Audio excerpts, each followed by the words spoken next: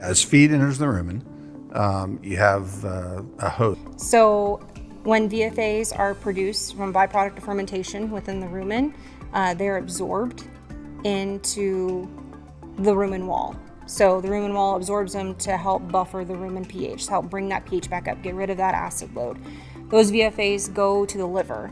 So propionate, which is the common byproduct of grain fermentation or starch fermentation, can be converted within the liver into glucose. And it's just like us, if we consume carbohydrates, our body breaks it down into glucose, and that can go to weight gain. Very similar in an animal. Your acetate production, that once it's absorbed and goes to the liver, becomes a ketogenic type source, so it becomes fat. Butyrate, its primary role is for an energy source for the rumen epithelium.